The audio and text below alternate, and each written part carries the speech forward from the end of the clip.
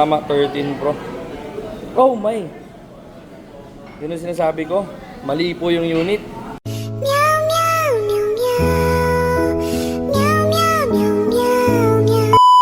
Mga kaibigan, Paskong Pasko ngayon pero magsiservice tayo ng LCD ng iPhone 13 Pro. Pero dyan lang naman yan sa may Giginto, Bulacan. Pero sayang din, di ba?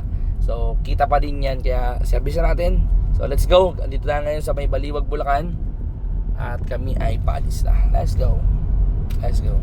Sabi mo, Apple Tech. Alright. Yun, ang bilis. Nasa Giginto na tayo. Ito yung phone. So tama, 13 Pro. Oh my! Yun ang sinasabi ko. Mali po yung unit.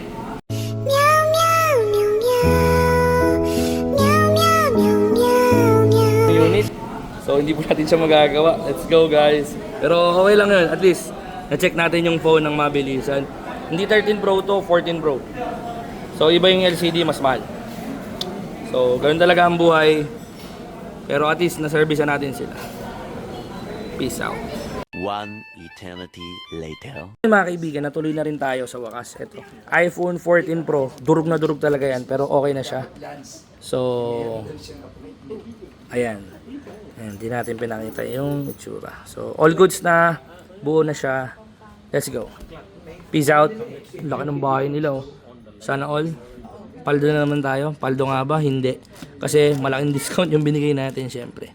Para sa vlog, peace out.